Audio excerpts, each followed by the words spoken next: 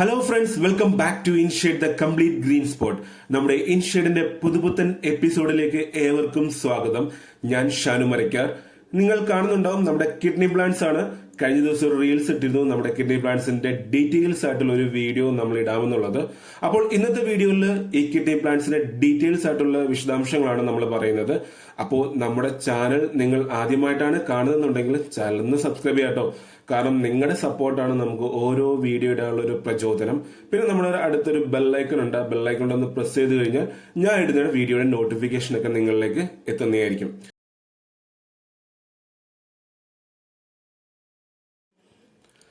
ഡിഷീഡിയ വർഗത്തിൽപ്പെട്ട ഒരു ഇനം ചെടിയാണ് നമ്മുടെ ഈ കിഡ്നി പ്ലാന്റ്സ്. ഡിഷീഡിയയിൽ കുറേയധികം വെറൈറ്റീസ് വരുന്നുണ്ട്. അതിലൊരു സൂപ്പർ പ്ലാന്റ് ആണ് ഈ കിഡ്നി പ്ലാന്റ്സ്. ഇതിന്റെ യഥാർത്ഥ നെയിം ഡിഷീഡിയ പെക്ടിനോയിഡ്സ് എന്നുള്ളതാണ്. പിന്നെ കോമൺലി അറിയപ്പെടുന്നതാണ് ഈ കിഡ്നി പ്ലാന്റ്സ്, പിന്നെ ആൻ പ്ലാന്റ്സ് എന്നൊക്കെ പറയാറുണ്ട്. നമ്മുടെ കിഡ്നി പ്ലാന്റ്സ് പറയാൻ ഉള്ള കാരണം നമുക്ക് ഈ ഒരു പ്ലാന്റ് കാണുമ്പോൾ തന്നെ അറിയാം. നമ്മുടെ ഒരു ബോഡി ഓർഗനായ കിഡ്നിയുടെ അതേ ഒരു ഷേപ്പിലാണ് ഇതിന്റെ ഇല ഫോം ചെയ്ത് വരുന്നത്. അപ്പോൾ നല്ല രസമാണ് ആ ഒരു കിഡ്നിയുടെ ആ ഷേപ്പ് കാണാൻ വേണ്ടി. നിങ്ങൾക്ക് ഈ ഒരു വീഡിയോയിൽ കാണുമ്പോൾ മനസ്സിലാവും കുറേ അധികം കിഡ്നീസ് ഉണ്ടായിട്ടുണ്ട് ഈ ഒരു പ്ലാന്റ്സിൽ. അപ്പോൾ ചിലർക്കൊന്നും ഇങ്ങനെ ഒരു എന്താ പറയുക കിഡ്നി ഫോം ചെയ്ത് കാണാറില്ല. ഒന്നോ രണ്ടോ ഒക്കെ ആയിരിക്കും ഫോം ചെയ്യാറുള്ളത്.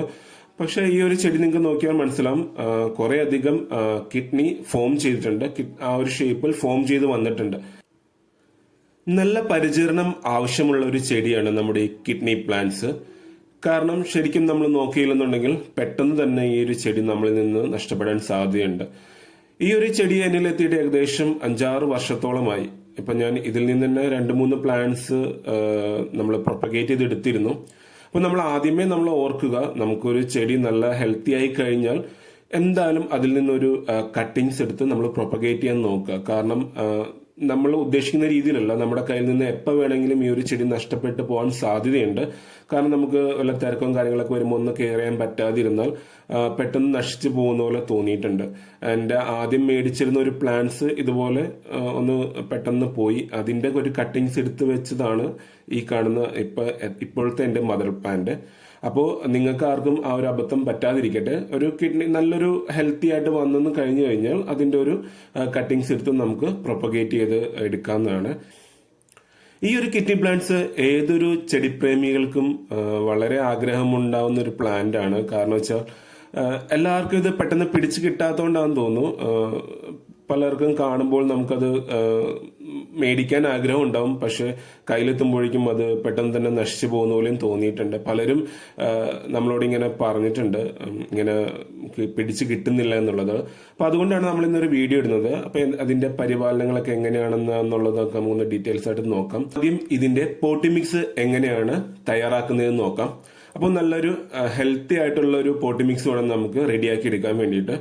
ഇതിന്റെ ഏറ്റവും പ്രത്യേകത എന്താണെന്ന് വെച്ചാൽ നമുക്ക് വെള്ളം ശരിക്കും അത് ഏതൊരു ചെടിക്കും നമുക്ക് അത്യാവശ്യമായിട്ടാണ്. വെള്ളം കെട്ടിക്കിടക്കാൻ പാടില്ല. വെള്ളം കെട്ടിക്കിടന്ന് ഏതൊരു പ്ലാന്റും ചീഞ്ഞു പോകുന്ന അവസ്ഥയുണ്ട്. അപ്പോൾ ഈ ഒരു പ്ലാന്റിനും മെയിനായിട്ട് ശ്രദ്ധിക്കേണ്ടതാണ്, നമുക്ക് വെള്ളം ഒഴിച്ചാൽ വാർന്നു പോകുന്ന ടൈപ്പിലൊരു പോട്ടി മിക്സ് വേണം നമുക്ക് എന്തായാലും തയ്യാറാക്കേണ്ടത്.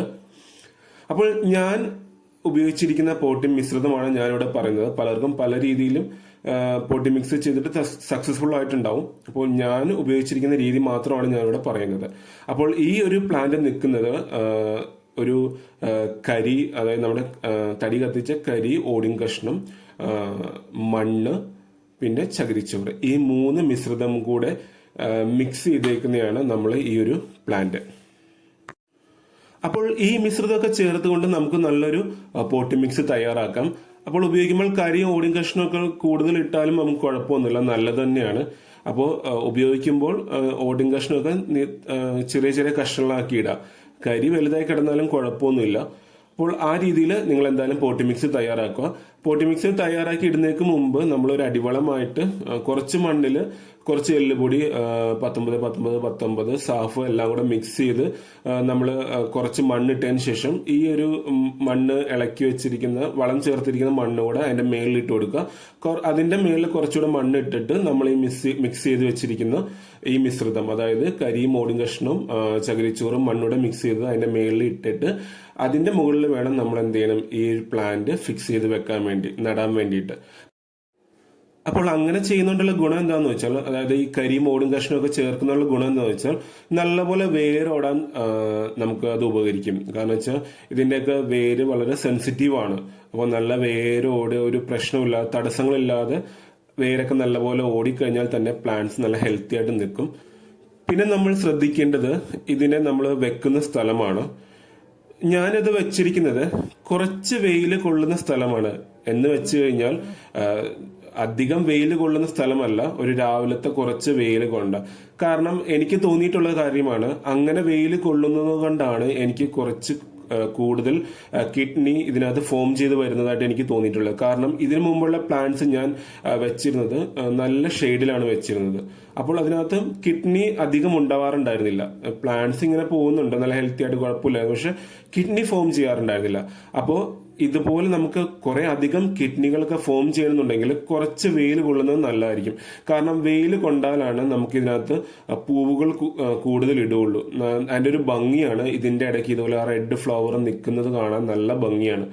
അപ്പോൾ അങ്ങനെയൊക്കെ നിന്നാലാണ് ശരിക്കുള്ള യഥാർത്ഥ ഭംഗി, ഈ ഒരു ചെടിയുടെ യഥാർത്ഥ ഭംഗി നമുക്ക് ആസ്വദിക്കാൻ പറ്റുള്ളൂ. പിന്നെ വെള്ളം ഒഴിക്കുന്ന രീതികളൊക്കെ നമുക്കൊന്ന് ശ്രദ്ധിച്ചു കഴിഞ്ഞാൽ തന്നെ നമുക്ക് ഈ ചെടി കാലാകാലം നമ്മുടെ കയ്യിൽ തന്നെ ഉണ്ടാവും. കാരണം നമുക്ക് ഡെയിലി വെള്ളം ഒഴിക്കുന്നതിലൊന്നും കുഴപ്പമില്ല. കാരണം നമുക്ക് കുറച്ച് സൂര്യപ്രകാശം നമ്മൾ തട്ടുന്നതുകൊണ്ട്, അതായത് ഇതിന്റെ പോട്ടി മിക്സ് നമ്മൾ പറഞ്ഞിരുന്നു, ശരിക്കും വെള്ളം വാർന്നു പോകുന്നത് കൊണ്ട് വെള്ളം കെട്ടി നിൽക്കില്ല. അപ്പോൾ നമുക്ക് എന്നും ഡെയിലി വെള്ളം ഒഴിച്ചു കൊടുക്കുന്നത് നല്ലതാണ്. അപ്പോൾ ഒരു തണുപ്പും കിട്ടും, ചെടി നല്ലപോലെ ഹെൽത്തി ആയിട്ട് നിൽക്കുകയും ചെയ്യും. നമുക്ക് ഈ ഒരു ചെടിയുടെ പുതിയൊരു തൈ എങ്ങനെ ഉണ്ടാക്കാം എന്നൊക്കെ നോക്കാം. നമ്മൾ ഇതിന്റെ കട്ടിങ്സ് വെച്ചിട്ടും നമുക്ക് പ്രൊപ്പഗേറ്റ് ചെയ്തെടുക്കാൻ പറ്റും. പിന്നെ ഇതിന് വിത്തുകൾ ഉണ്ടാവും. നമ്മുടെ അടീന്യത്തിന് ഉണ്ടാവുന്ന പോലെ രണ്ട് കൊമ്പ് പോലത്തെ ഇതാണ് നമുക്ക് വിത്ത് പോലെ ഫോം ചെയ്ത് വരുന്നത്. അപ്പോൾ വിത്ത് വെച്ച് നമുക്ക് പ്ലാന്റ് ഉണ്ടാക്കാം, അല്ലെങ്കിൽ കട്ടിങ് വെച്ചിട്ടും നമുക്ക് ഇതിന്റെ ഒരു പുതിയ തൈ നമുക്ക് ഉണ്ടാക്കിയെടുക്കാൻ പറ്റും. അപ്പോൾ വിത്ത് നമുക്ക് ഇതാണ് ഇതിന്റെ വിത്ത്, നമുക്ക് കാണാൻ പറ്റും. കണ്ടോ, ഇങ്ങനെ ആ കൊമ്പ് പോലെ ഇരിക്കുന്നതാണ് ഇതിന്റെ വിത്ത്. ഇത് ഉണങ്ങി കഴിയുമ്പോൾ ശരിക്കും തന്നെ ഉണങ്ങുമ്പോൾ നമ്മൾ സൂക്ഷിക്കുക, ഓരോ ദിവസം ശ്രദ്ധിക്കുക. നമ്മൾ അറിയാതെ തന്നെ ഇത് പൊട്ടിപ്പോവും. ഈ അപ്പൂപ്പന്താടി പോലത്തെയാണ് ഇതിന്റെ വിത്തുകൾ.